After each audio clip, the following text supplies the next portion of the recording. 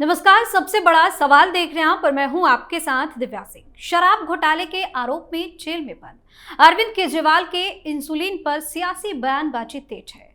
वहीं केजरीवाल को कल अलग अलग कोर्ट के दो फैसले से तगड़े झटके लगे। पहला, हाईकोर्ट ने केजरीवाल को राहत देने की मांग वाली याचिका खारिज कर दी और याचिकाकर्ता पर 75,000 रुपए का जुर्माना भी ठोक दिया। वहीं राउज एवेन्यू कोर्ट ने वीडियो कॉन्फ्रेंसिंग के जरिए निजी डॉक्टर से परामर्श लेने की इजाजत की मांग वाली याचिका खारिज कर दी और कोर्ट ने केजरीवाल के स्वास्थ्य की जांच के लिए एम्स डायरेक्टर के नेतृत्व में पैनल गठित करने की बात कही। ऐसे में सबसे बड़ा सवाल यह है कि केजरीवाल की प्लानिंग फेल होती जा रही है, तो अब कोर्ट से झटके के बाद केजरीवाल क्या करेंगे?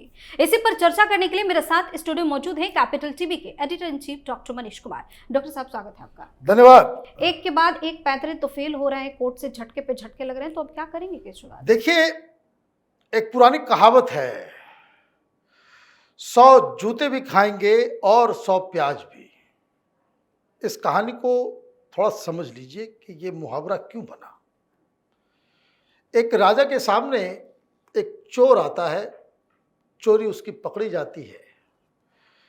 बताया गया कि बड़ा चतुर, चालाक, झूठ बोलने में एक्सपर्ट। तो राजा को लगा कि अच्छा, बहुत कलाकार चोर है ये, तो इसको एक सिचुएशन दे देते हैं। राजा ने कहा कि तुम तय कर लो कि तुम 100 जूते खाना पसंद करोगे या 100 प्याज खाना पसंद करोगे। तो उसने फटाक से कह दिया कि जूता कौन खाएगा, प्लस हुजूर 100 प्याज खा लेंगे। तो प्याज खाना शुरू किया। 10 खाते खाते उसको लगा कि नहीं, इससे बढ़िया जूता ही खा लेना ठीक है। तो 10 खाने के बाद उसने कहा कि हुजूर 100 जूते ही मार दो। तो 100 जूता खाया तो चोट लगने लग गया। फिर उसको लगा कि नहीं, इससे बेहतर तो प्याज ही ठीक था। उसने कहा हुजूर प्याज खाएंगे? तो बोला ठीक है, प्याज खा लो। फिर उसके बाद 10 के बाद फिर वो परेशान हो गया, फिर बोला नहीं, जूते खा लेंगे। तो इस तरीके से 100 जूते भी खाया, 100 प्याज भी खाया। कहानी का सार क्या है? झूठ फरेब इनडिसीजन। जब आपकी कली पकड़ी जाती है, चोरी पकड़ी जाती है और ज्यादा होशियारी आप दिखाते हैं, तो 100 जूते भी खाते हैं और 100 प्याज भी खाते हैं। केजरीवाल इसी स्थिति में फंसे हुए हैं। एक तो रंगे हाथ आप पकड़े गए हो और उसके बाद छटपटा रहे हो कि कैसे पूरी सिस्टम की आंखों में धूल झोंक के आप बाहर आ जाए। खुद तो झूठ बोल बोल के इसने Guinness book of world record में अपना नाम दर्ज करा लिया। अपने चेले चपाटी चट्टे बट्टे सबको भी झूठ बोलने में एक्सपर्ट बना दिया। घृणा तो तब होने लग रही है जब अपनी पत्नी से भी झूठ बुलवाता है। झारखंड में रांची में रैली में क्या कह रही थी भाभी जी कि खाना रखा जाता है तो ये देशभक्त है, तो ये है, कट्टर ईमानदार हैं। और क्या कहा कि 50 यूनिट इंसुलिन रोज दी जाती है और तिहाड़ वाले ने मना कर दिया है, मेरे पति की हत्या करने की साजिश है। कल कोर्ट में मनोज सिंघवी साहब के मुंह में दही जम गई थी।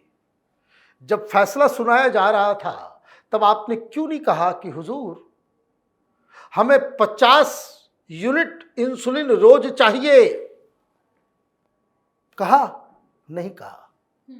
क्या आपने अपने प्ली में इसकी मांग की? नहीं की। क्यों नहीं की? बाहर तो ऐसे छाती पीट रहे हो कि इंसुलिन नहीं मिलेगा तो केजरीवाल मर जाएगा, और नौटंकी इस तरह से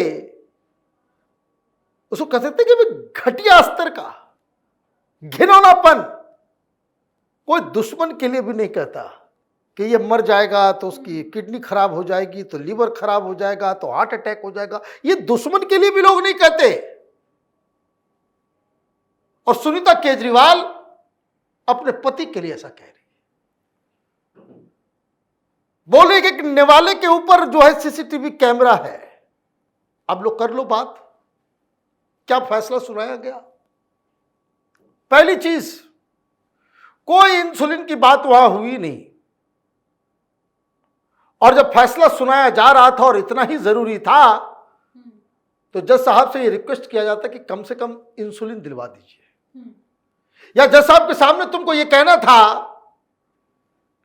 कि जज साहब दवाई नहीं दी जा रही है, यही जो बाहर कह रहे थे। तो वहां नहीं, वहां क्या मांग थी? 2 मांगे थी कि प्राइवेट डॉक्टर से हमको 15 मिनट रोज मिलने का मौका दिया जाए, और दूसरा कि जब वो 15 मिनट जो बातचीत करेंगे उसमें सुनीता केजरीवाल भी हो।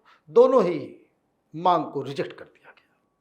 तबीयत तुम्हारी ठीक है या खराब है, इसके लिए एम्स का एक बोर्ड तैयार कर दिया गया। अब वो तय करेगी कि भाई इंसुलिन चाहिए या नहीं चाहिए,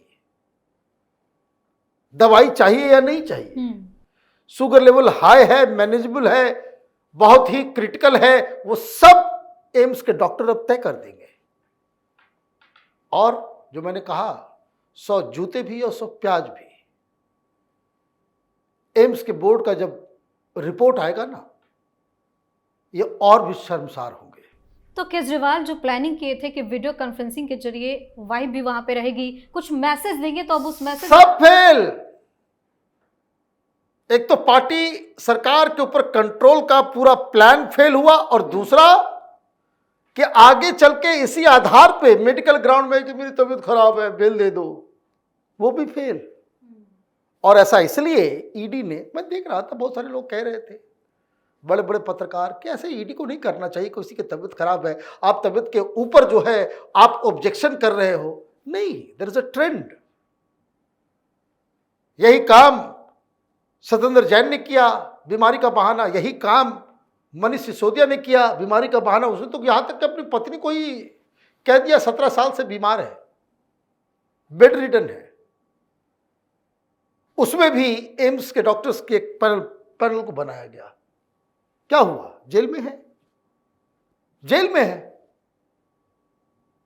तो आप अचानक से जेल जाते ही आपका पूरा सिस्टम खराब हो जाता है। ये भी संजय सिंह वो ग्राउंड तैयार कर रहा था, लीवर खराब है। जिस दिन जेल से बाहर निकला है उसके एक दिन पहले इसको उम्मीद नहीं थी कि बेल मिलेगा। वो तो ईडी वाले ने कह दिया कि नहीं चाहिए, अब हमें इसकी जरूरत नहीं है, आप इनको बेल दे दीजिए। तो बेल मिल गई। लेकिन बेल लेने के लिए उसके एक दिन पहले तक लीवर की बीमारी बता रहा था, और वो व्हील चेयर पे बाहर जा रहा था हॉस्पिटल में दिखवाने के लिए कि मैं चल नहीं पाता, मैं बिल्कुल बीमार हो गया हूं, ये हो गया हूं, वो हो गया हूं। और जैसे ही बेल मिला तो गाड़ी के छत पे खड़ा होकर के बिना माइक के जोर जोर से चिल्ला चिल्ला के भाषण दे रहा था। तो इनकी नियति है झूठ बोलने की। अब इंसुलिन की कहानी खत्म, दवाई की कहानी खत्म, हत्या की साजिश खत्म। हाँ, अब एम्स के डॉक्टर तय करेंगे। लेकिन एक और चीज हो गया है। जज साहब ने पूछा कि भाई इतना तुम लोग बीमारी का बहाना कर रहे हो, तो जो डाइट प्लान दिया गया था उसको फॉलो किया जा रहा है, नहीं किया जा रहा है। ये सीधे सीधे सुनीता केजरीवाल के खिलाफ है ये ऑर्डर, कि जो डाइट प्लान दिया गया उससे अलग एक खाना भी नहीं जाएगा। अब तो टिफिन की भी चेकिंग होगी। अब जो टिफिन की भी चेकिंग होगी, अब वो हलवा पूरी नहीं जा पाएगा, मिठाई नहीं, आम नहीं, केला नहीं, टॉफी नहीं, मीठी चाय भी नहीं। अब करते रहो, चीखते चिल्लाते रहो, क्योंकि अब हर टिफिन की चेकिंग होगी। और ये कोर्ट ने साफ कह दिया है कि अगर जरा सा भी डाइट प्लान के इधर उधर खाना भेजा गया तो आप, मतलब जेल प्रशासन को कहा गया कि इमीडिएटली आप कोर्ट को इन्फॉर्म करेंगे। मतलब जज साहब भी नाराज हुए, ये तमाशा कर रहे, तुमने नौटंकी बना रखा है पूरे सिस्टम का। अदरवाइज ये जो खाना घर से जा रहा है, ये जा रहा है, इसकी चेकिंग वेकिंग नहीं होती। घर से खाना आ रहा है, बढ़िया ही खाना आएगा।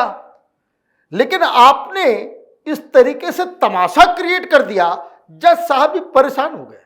जेल अधिकारियों को कहा कि एक चीज जरा सा भी, एक आइटम भी इधर से उधर हुआ, आप सीधे सीधे जो है कोर्ट को इन्फॉर्म करेंगे। अब देते रहो हलवा पूरी। दिक्कत क्या है, केजरीवाल को ये कभी एहसास नहीं हुआ था कि वो चोरी करेगा और पकड़ा जाएगा। इसको अपने दिमाग पे बड़ा कॉन्फिडेंस था कि ऐसा घोटाला मैं बनाऊंगा कि कोई पकड़ ही नहीं पाएगा और जिंदगी भर पैसा आता रहेगा, जिंदगी भर पैसा आता रहेगा और कोई सवाल तक नहीं खड़ा कर पाएगा। ऐसा घोटाला इसने अंजाम दिया। पढ़ा लिखा आदमी है ना, इनकम टैक्स का अधिकारी है, तो इनकम टैक्स वाले तो जानते हैं कि भाई अगर सीबीआई वाले आएंगे, ईडी वाले आएंगे, अरे भाई अभी वो नौकरी कर रहा होता, दोनों मियाँ बीवी ईडी में होते, ये हर जगह छापेमारी कर रहा होता, इसके घर में छापेमारी नहीं होती। तो वो तो उसी विधा का व्यक्ति है। तो इसको लगा कि ऐसा जाल में बिछाऊंगा कि कोई मुझे पकड़ ही नहीं पाएगा। एक तो पकड़ा गया, फिर दूसरा इसने ये भी सोचा कि अगर पकड़े भी गए तो अगर मुझे कोई छू लेगा तो दिल्ली में लाखों लोग जो है सड़क पे आ जाएंगे, जिनको मैं फ्री बिजली, फ्री पानी देता हूँ, महिलाओं को देता हूँ, फ्री बस राइड, ये सब लोग हमारे को जो है हमारे समर्थन में सड़कों पे आ जाएंगे। कोई नहीं आया, सब थू थू कर रहे हैं। अब एक और बात, जो नई कहानी जो सुनने में आई, कल इसका खुलासा मैंने किया था खबरों की खबर में, और अब जो 7th चार्जशीट आ रहा है उसमें केजरीवाल का भी नाम है, उसमें चंद्रप्रीत का भी नाम है, उसमें आम आदमी पार्टी को भी आरोपी बनाया गया है। ये खबर आम आदमी पार्टी के लिए, केजरीवाल के लिए नींद उड़ाने वाली खबर है। क्यों? ये तो जेल जाएगा ही, और अगर आरोप सिद्ध हो गए तो आम आदमी पार्टी का रजिस्ट्रेशन भी जाएगा, बैन कर दिया जाएगा, और जो तमाम बैंक अकाउंट से पार्टी फंड का ये वो सारे दफ्तर वगैरह सब सीज कर लिया जाएगा।